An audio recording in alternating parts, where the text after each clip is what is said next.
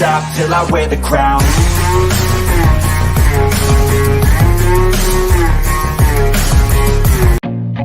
I feel nauseous, believe me. Never had a lot of shit come easy. Had to work hard, struggle just to be me. Had to rise up just so they could see me. Did what I had to do just to feed me. And what was left over I put towards my dreaming. But the only thing in life that has meaning are the things you gotta work for, believe me. Take into your hands a plan. Your own hands can land your own brand. And damn, I feel like no one takes accountability. They want the credibility, convincingly unwilling to put in the hours it takes to get some power. Don't be f***ing sour. Take a cold shower. Scream until you're louder. Work until you're prouder. And f*** all the doubters, they're just young downers. I swear to God they all let me down. I always fought just to wear the crown. I'm off at these fucking clowns who were all taught they deserve an ounce. It's only worth it if you work for it. Yo, forget all the pleasantries, forget the music, forget the dun dun dun dun dun dun dun dun. Forget that, okay? What's up, everybody? In case you don't know, this is the Giant Killer, the Ultimate Warrior, my friend, my mentor, the guy who trained me in wrestling, and we're about to get into this. This is Paul Laurier. It's no Frodo Baggins, no games today. It's all about business. This is Paul Laurier. The reason why I'm 10 lives in 20 today, and that's a true story. Paul, what's up? How you doing? Thanks for having me back. Bro, listen, you always welcome back. You're a busy man. You got your family comes first. Mine doesn't. Wrestling comes before my family. I can't stand these bums. But yes, I know. Only joke of the night. But yo, listen, let's get into this real quick. And in case you don't know why Paul's here, Paul is a former professional wrestler. Paul started the HWA, first it was the Holbrook Wrestling Alliance, and then it turned to the Hardcore Wrestling Alliance. There would be no S.A.T, and they will say this, without the HWA/NYWC, where we all come from. The Hall of Fame this past year getting inducted, HWA, I was along with that team. You are the mentor, the one of the founding fathers. You, Mike Norman, Mikey Whipwreck, of course, all the guys who are involved, Kevin Flynn, Craig Bosher. I can go on and on and on and on and on and on. But let's talk about the S.A.T. Paul, let's start with the beginning. No, let's start with what's going on now, okay? Okay. What is the debacle? What is the bullshit, I said it, going on with AEW that now this is nothing against the wrestlers, either nothing against the workers that got this gimmick. It's nothing against them. If somebody gives me the Rock gimmick, I'm going to take it. Call myself the Stone, whatever. The point's this. It's not against these wrestlers. But Tony Khan knows who the S.A.T is. You want to give me want to update everybody on what happened? Sure. So the S.A.T have been around for over 20 years now. And they, within the last year or so, probably 2 years or so, they've bounced back into the indie wrestling scene. In the last year, in 2022 alone, they have wrestled the Briscoes, I think, on more than one occasion. They wrestled the Hardys. They wrestled the Rock and Roll Express. They are not just doing indie scene wrestling. Everybody knows these guys are back. And this gimmick of the Spanish announce team, a lot of people just associate them with S.A.T. S.A.T, Amazing Red, Brian XL, Quiet Storm, Chris Devine. But the reality of it is the S.A.T have been around for a long time, wrestled for WWE, wrestled for TNA, wrestled over in Japan, wrestled in Puerto Rico. They have a long resume. They are known in the wrestling industry. They've recently, in 2022, did some extra work over at WWE. They were part of the Rey Mysterio, I believe it was like a birthday celebration or something to that effect. And they're known as the Spanish announce team. And suddenly, out of the blue, I assume, AEW, who I've been a fan of for a long time, not just the workers, but Tony Khan himself. I've been a fan of his intent. I've been a fan of what he's trying to do. I'm a fan of the way top guys there like Jericho and Moxley will work with the younger talent and elevate them and make them into bigger names. So to turn around and find out that there's now a gimmick that has to blatantly be a shot. Now, let's put that on the back burner a second. Let's be clear. I don't know if this is a shoot or a work. So here's the problem. It's a shot at S.A.T. for them to turn around and use the literal exact same gimmick, for Tony Schiavone to say these guys are at the Spanish announce table doing commentary, and now this unit is going to team up inside the ring, not just at the commentary table, and they're going to be known as the Spanish announce project, the S.A.T. I mean, maybe the S.A.T. has has copyrights and all of their stuff covered, and this is total gimmick infringement. But there's no way this is not a shot directly at the S.A.T. Yeah, look, a lot of people have questions like, Tony, how come you don't cover more NYWC stuff? How come you don't cover stuff that, from your past? Because I'm too close to it. And the thing is this, if people don't think I'm biased, you even asked me, how come the S.A.T. has been on the show? They're going to be on, but I don't like, this is my thing. With people I know, I won't badger them. I'll badger Kurt Angle, I'll badger Mark Henry, but my dudes, the dudes that followed us, it's true, because I'm down with you. Technically, they follow me too, and I mean, these guys know me. Like 10, they know Tony. We remember you. I'm in shock when they say that to me. But I laid low on this story. I know a couple of other people have checked up, reported, like 411 has reported on it, and a couple of wrestling sites have reported on it. But I wanted to wait because I've been checking out the Twitter machine and what's going on. And people are in the uproar about this. Like, I'm gonna go to the Twitter pages real quick. Give me 1 second. I'm producing the show myself. Kira's looking at me like I'm crazy, but yeah. So here's the S.A.T's page, and the fans are not stupid or blind. AEW, pay attention, please. We find this very challenging. The father styles want answers. People are replying. This is your quote right here. Tony Khan, for whatever reason, AEW feels the need to create the gimmick of S.A.T. Smash Announce Project when real Joe Maxwell, real Jose Maxwell, real Will Maxwell, the real S.A.T. are currently working. Best of luck getting it over. Why not book the S.A.T.? And there's my question, Tony Khan, because here's the one thing I do know about Tony Khan. He's a wrestling historian. He loves wrestling. He knows everybody on the independent scene. So you can't tell me he doesn't know who the S.A.T. are. That's number one. Now, if this is where the giant question mark comes in. Why? Listen, this isn't the new Rockers where you had Marty Jannetty and Al Snow, but you had one half of a team. This isn't a new version. This is fake Razor, fake Diesel stuff. This is you're legit. You're not only stealing a gimmick that has been established. Any person, okay, maybe the new demographic, maybe the young kids aren't so familiar with the S.A.T., but anybody in the demographic of AEW, that 20 to 40, 50-year-old guy, you were watching wrestling for the last 20 years. If you watched TNA when it first came out, S.A.T. was all over that. If you're a Ring of Honor fan, which clearly half of the audience is, they were groundbreaking. They were part of the origin story of the Ring of Honor. They go back to WWE where they worked on some shows. They've worked internationally. They worked with Eddie Guerrero. Chavo, I believe, just did a seminar at their school. Chavo just did a show with them, their own show for the win in Jersey. I was ringside. I was invited backstage. They have the gravitas. Not to mention, not to cut you off, Paul, but a move that, and I'm pissed right now because I hate when somebody steals something when you work for it. Not saying somebody else going out saying they're titillating Tony. It's the same thing. I have to smack somebody in the face. Right. But my thing is this, people love the Spanish Fly. Paul, please tell these people who invented this move right here. Okay, so quick backstory. The HWA, the Hardcore Wrestling Alliance, was an independent company that was created by Storm and Mike Norman, Mikey Whipwreck, and myself.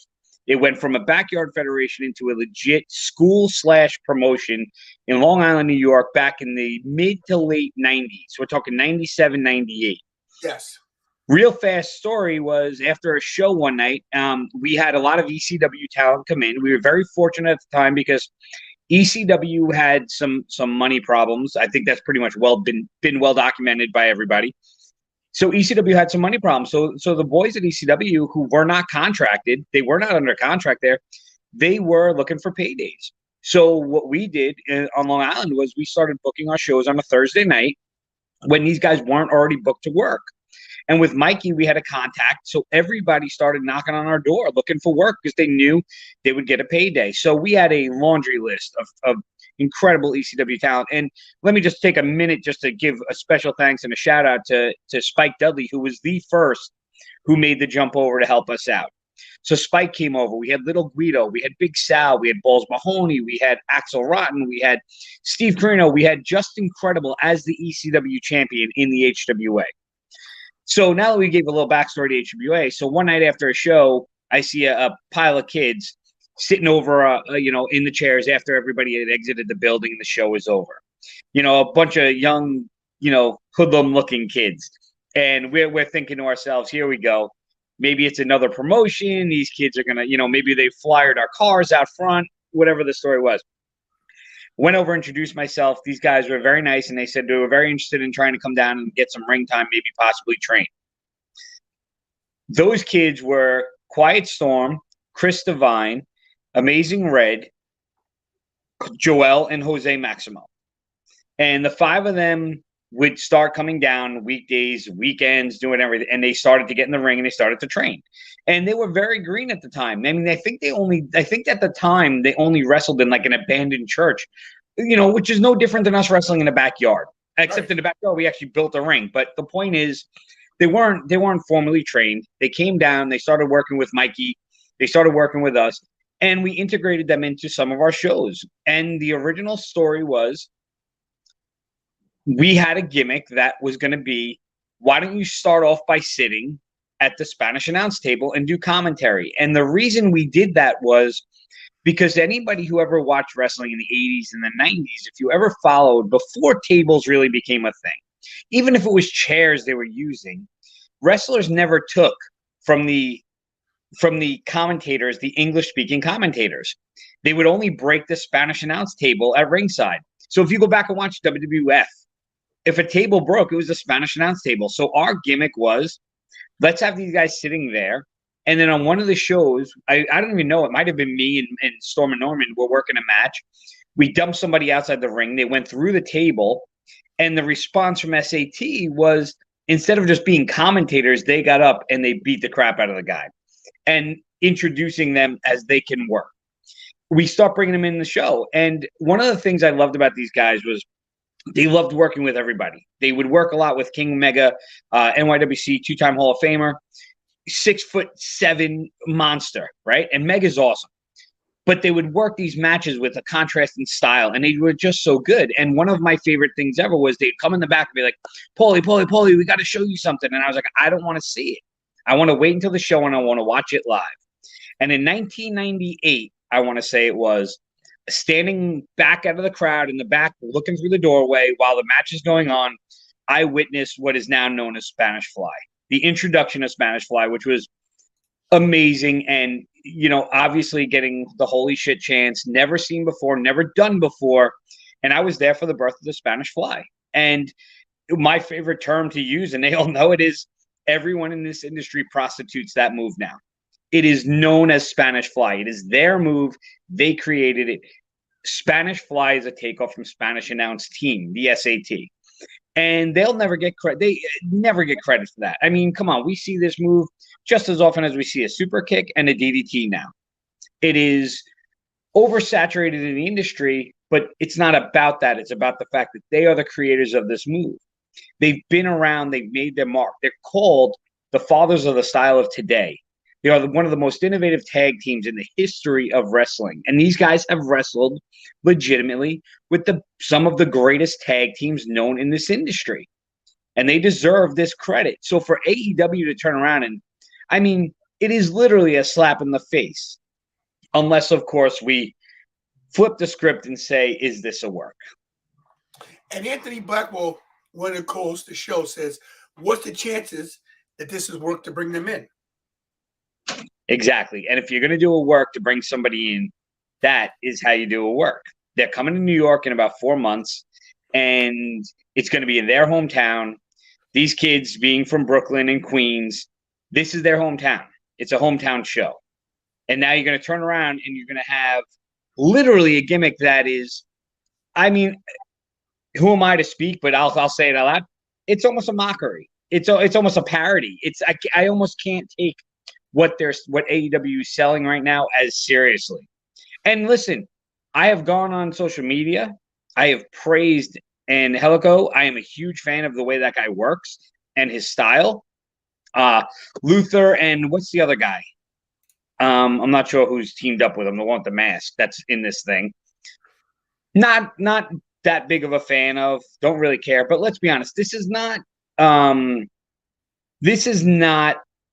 one of your top teams that you're now repackaging and putting out there on Rampage and on Dynamite, getting like showcased as a big thing. This is kind of underlying, and you're doing it with I don't know. To me, it doesn't add up. It really doesn't. Yeah, I'm not sold on the whole work thing yet, but one of the co-hosts, Blackwell, he has Anthony Blackwell Jr. of his show, of course. He has to take him to bring him in real quick. What's going on? Giant How Killer are Paul, nice to meet you, brother. You too. I've heard great things about you. So yeah, I when I seen this and I got someone sent it to me and said, what do you yeah, it's Serpentico, by the way. I was with him a couple weeks ago. Yeah, I seen it. It was sent to me, and I immediately, as I looked at it and seen the promo and everything, it's 100% a ripoff, and I feel like it's intentional.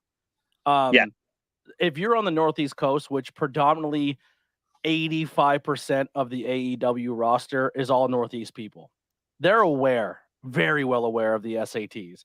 When Rey Mysterio had his backstage bit for his birthday party, SATs were there. They are so known in this industry because of how innovative they are, because of what they brought to the table. They're not no-name people. Everybody on the Northeast Coast says if you do a Spanish fly, it's because it's SATs. Like everything you said, 100% cosign, and I'm nobody.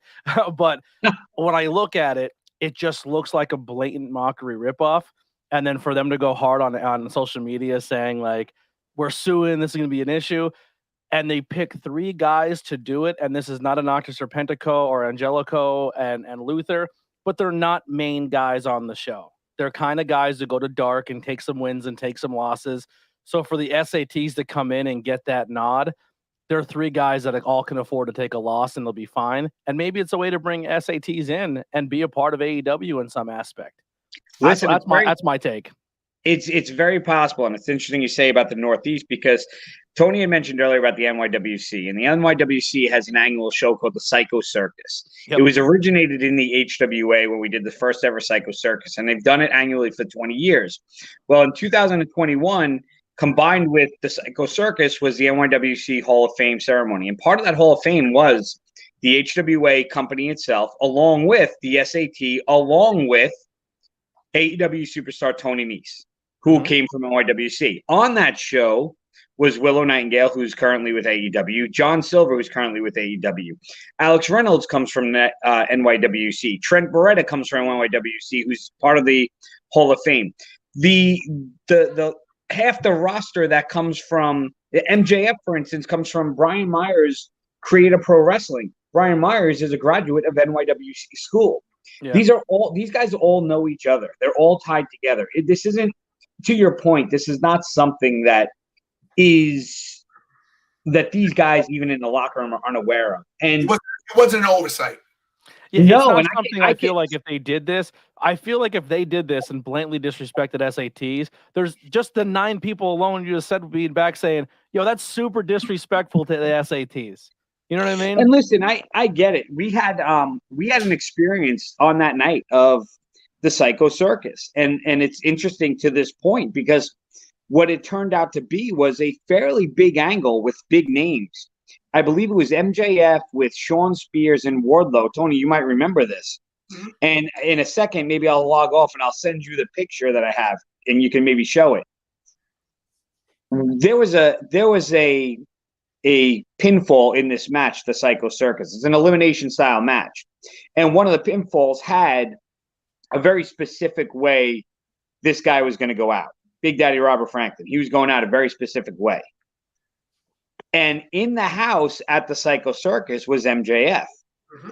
2 weeks later in the MJF segment, they literally did the exact same spot, move for move. And we have it documented.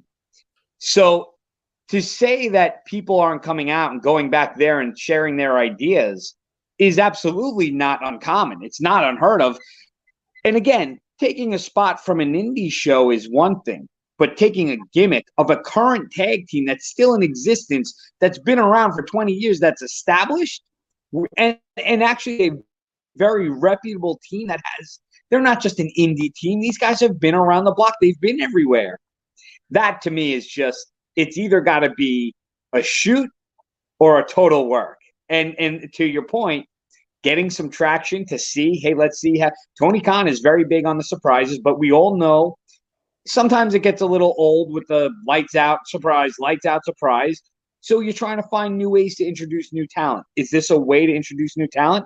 Very possibly. Why not take three kind of guys that no one really cares about, almost do a parody, a mockery, and then you can introduce the real S.A.T. I would love nothing more than that. If these guys, who I consider family to me, Joel and Jose and Will, they listen, I am a self-proclaimed S.A.T. member, even though I'm not Spanish. So the point is, if they're working me, God bless them. I love them for it because you're keeping everybody on their toes. But if they're not, they were losing Paul.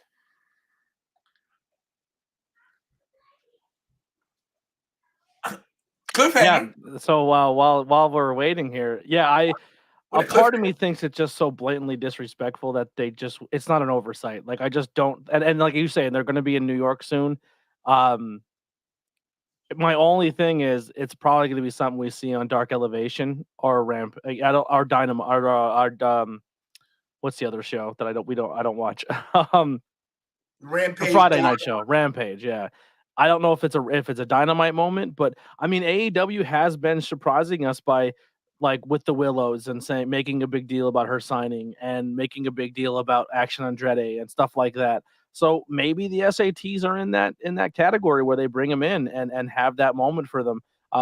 Like I said, I'm not sure if it's going to be something that carries over from their YouTube channel to a Dynamite show on a Wednesday.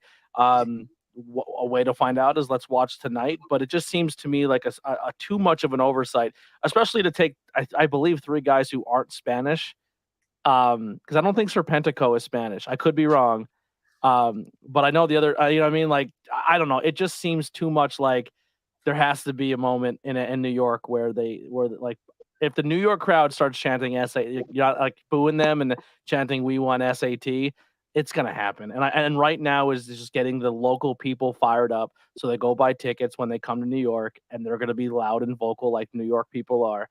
And I think it's a good thing. I'm from Pennsylvania. Philly knows how to hold it down too. But you know what I'm saying is Philly. Yeah. Listen, when Philly doesn't get what they want, they're gonna let you know about it.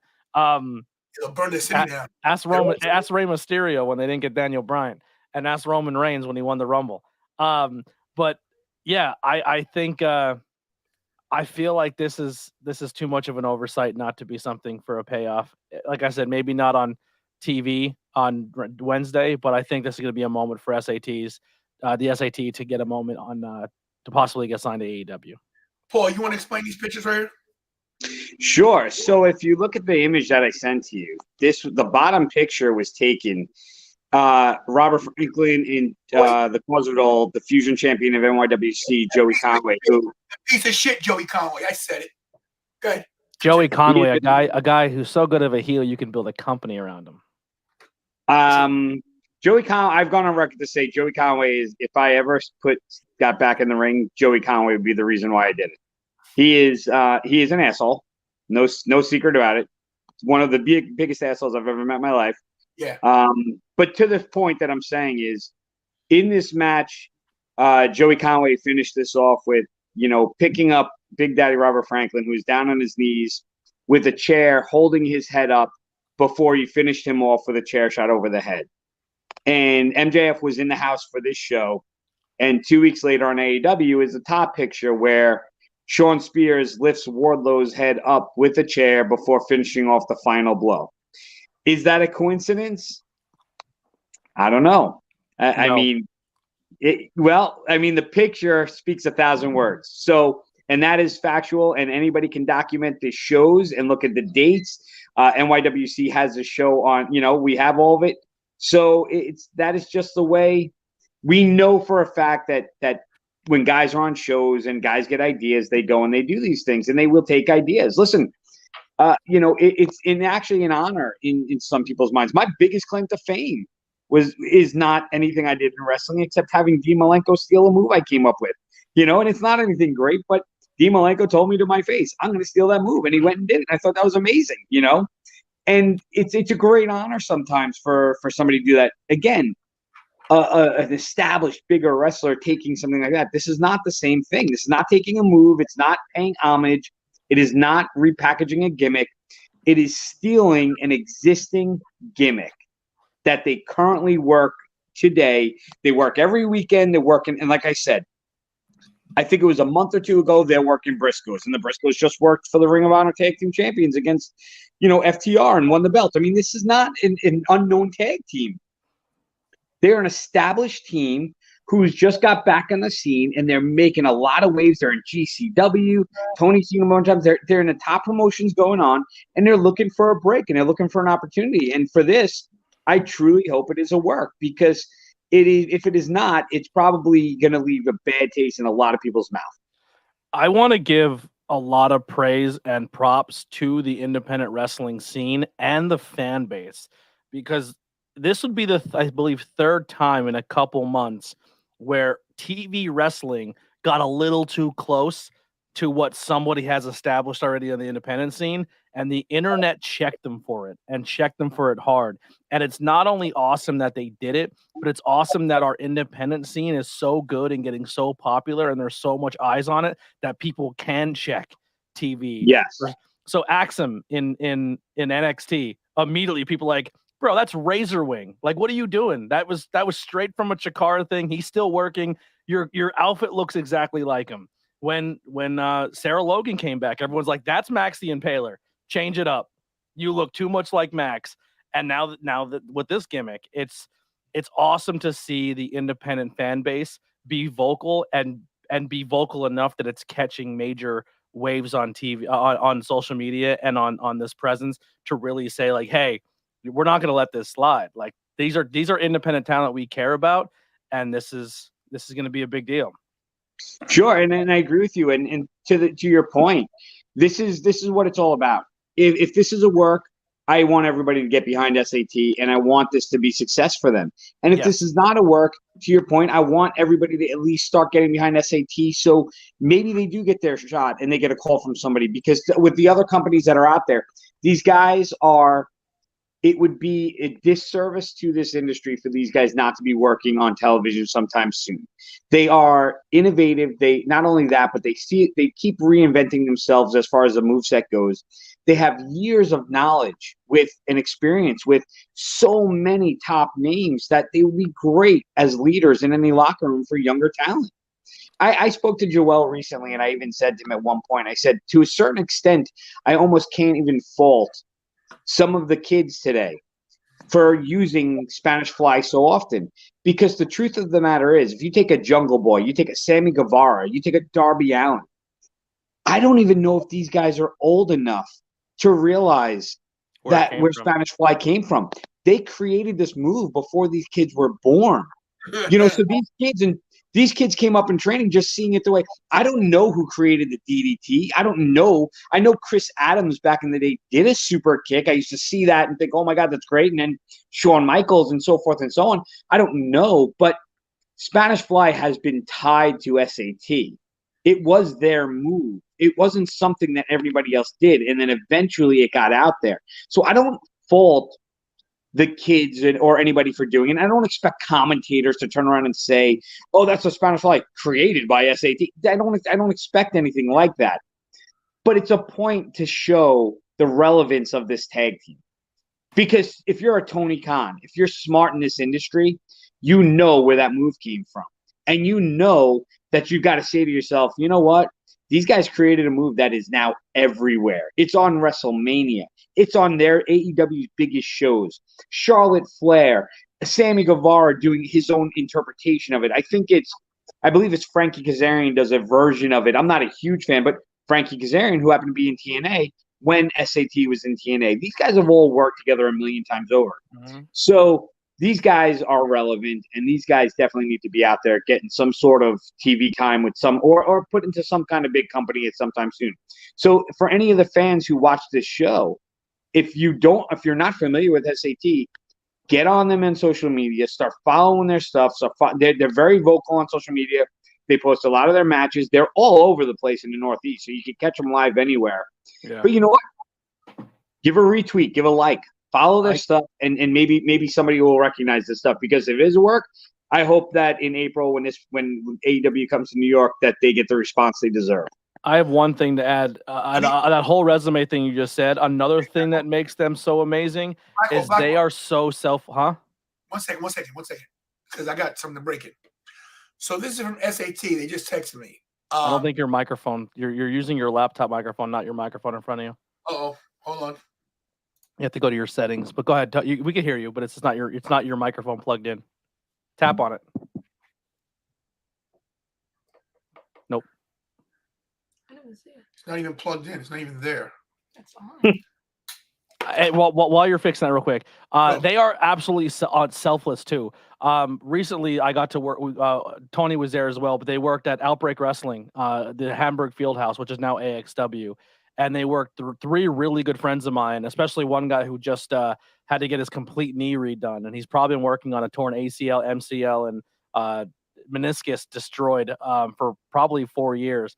And they worked them. It was Diamond City War Machines and Philly Mike Swanson versus the S.A.Ts. And they went out and tore the house down. And S.A.Ts were so impressed with all three of them, as well as Philly Mike, that they invited Philly Mike to come up and work their show up in New York. And they're always out there trying to find new talent. They're always trying to give people opportunities. They're always trying to get people the next thing. And I could be wrong, but if I'm not mistaken, when Philly Mike posted that he has to take a rest, he's going into surgery and wrestled his last match a couple weeks ago. I believe they reached out to Mike. It was like, hey man, keep your head up. When you get healed, you got a spot on our shows anytime you want. So not only are they absolutely incredible as a talent, but they also look out for everyone around them and try to bring everybody with them. Yeah, you couldn't have said it better. And I've been very fortunate enough in the last year or so, since probably even 2 years, to get to meet some of their younger proteges that are coming up. And let me tell you, some of these kids, they have such a future. I can't wait to see this generation. I've been out of the game a long time, but these guys are like family to me. And I love hearing stuff like that, because that is who they are. They don't forget where they came from. They never have. And they work so hard at what they do, and they still train. And you know what? I give them so much credit to get back into the game after being out of it for, probably if I was to guess, I'd probably say they were out of the game for about 10 years or so. And, kind of picked up and did the other thing, did like outside, projects and family life and stuff. And when they got back in, they committed all the way. And they've already made such a big mark. And that is who they are. Genuine human beings that are just even better wrestlers, Yeah, absolutely. Tony. Yeah, I'm sorry. Something wrong with my show, Mike. I got to figure it out. But I just got a text from S.A.T. and they knew I was going to do this video. They said, bro, I said, anything off limits? They said, no, bro, do you? I trust you. So this doesn't look like this is a work. Well, I mean, if it was, what would they say to you? Listen, that's exactly what a work would do. I'm not going to suggest one way or another. All I'm trying to do is, if you have a follower that's watching this episode right now that believes it's a work, then we could talk about that side of it. And if you think this is a shoot and somebody thinks this is, then we can also share our feelings on that too, because there is a possibility it's one of the two. And I said it myself. I feel bad for Angelico and these guys, because those are not shoes you want to try to fill. That is not a gimmick. Listen, historically speaking, recreation gimmicks, rip-off gimmicks have never worked. So you're already going uphill. Now you're going to try to take on S.A.T. Listen, if these guys go out there and try to do a Spanish Fly, forget it. Now it's just going to be, that's just drawing a line in the sand. So good luck. If they do a Spanish Fly, I will 100% say this is 100%. And my point of it is, this is not FTR teaming with CM Punk when he was there, recreating S.A.T. and doing their thing where you already have established fan bases following you. This is three of the undercard talent, and I say that with respect because I am a big fan of Angelico, but unfortunately just hasn't had he hasn't had that working gimmick yet for whatever. Maybe there was injury. He's been gone for a while. Serpentico, I'm sure, is a very talented guy with loose. They said in the chat, he has the worst record in AEW. So he has a history of taking all the losses. Very talented. And that's fine. Yeah. That's great for him, because the guy is still working. Listen, you're employed by a major company and you're working in this industry, which is a dream that 95% of the indie population wants. So it's not really the win-loss. I'm just saying their relevance and their how widely known and seen they are on the televised shows isn't that much. And now you're going to go try to basically rip off somebody else to try to make yourself relevant. It's, historically speaking, that's never been very successful. Yeah. Yeah. I just talked to a buddy that I wouldn't say buddy, but a guy I became cool with from that was part of WWE. And I just texted him. I said, "Hey man, it looks like you're coming back." And he goes, "I know nothing about it." And I go, "Come on, my guy, everything is there for your comeback." And he goes, "I know nothing about it." And I said, "I'll buy into it, but I don't believe you." Exactly. And that's what it seems like to me. This seems too, and that's why I won't pick up the phone and I won't text Joel and ask, "Hey, what's going on?" Yeah. But I will play along on social media because one way or another, it's we're talking about it, and that's all that matters. That's the goal. If people are talking about it and they go to this show and S.A.T. are there, great. And if they don't and S.A.T. aren't there, well then, good luck to the new S.A.P. because I just don't see this thing getting any traction and taking off. Yeah.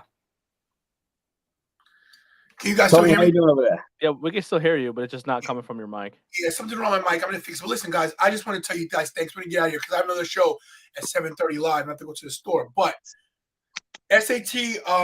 shared this, just so you guys know. So if we're being worked, God bless them. But if this is a screw job on Tony Khan's on his side, it's really disrespectful. And absolutely. You already guys know how I feel about Paul. Listen, full disclosure, Paul made me start watching AEW. He forced me. Basically twisted my arm. I finally started watching. You guys know ever since they took my sign at Prudential Center, I haven't been too high on these guys' list. If they screwed over my boys, we got a real problem. Maybe this be called the AEW burial show because I bury them every chance I get. Yeah. I don't want to come in here and say I wanted to be the guy to say it's a work and it's not real and don't buy into it to be that guy. The reason that this is my take is because I feel that S.A.T. is so well respected and everything we said before about all the people in the back who are signed to AEW, who have crossed paths with S.A.T., everything they've accomplished in this business. For me, I want it to be a work because I want S.A.T. to get this moment on television. That's my take. I'm not trying to play spoiler. I'm not trying to ruin it for somebody. Sometimes I get a little too analytical in my takes, and it makes the people mad. But this is not to try to ruin an angle. This is not trying to be that Jim Cornette, I guess you would say. But to me, it's because I want it to be that, so we get them on TV and get them the opportunities and the shine they absolutely deserve. Exactly. And to follow up on that, if it's not a work and it's a shoot, then AEW absolutely dropped the ball because this could be an incredible angle for them. Absolutely. So, but listen, I'm out too. Happy holidays, my brothers. It was awesome meeting you guys. Take care. We'll talk soon, man. Take it easy, Paul. Guys, just so you know, I've lost all audio and can't hear anything. So I guess Paul said peace out, right? Mm-hmm. So we're going to end the show. Something's wrong with my mic. It cut my speakers out. We're going to reboot everything. But look, we'll be live again at 7:30, 7:45. I'm proud to change the time. Goes live at 7:45. I'm sure you'll be here, Blackwell. Thanks for coming on and giving me your take. I can read your lips. Go ahead. You can say anything. Thank you. Thank you. I appreciate you having me on. Oh, there you go. And you're welcome, of course. Guys, we're getting out of here. There'll be no music. I don't even know you guys hear this, but we're out of here. We hear you. S.A.T., if this is a work, you got us. If it's not, Tony Khan, we don't like you that much. All right, we'll be back, guys. See you soon. I won't stop till I wear the crown.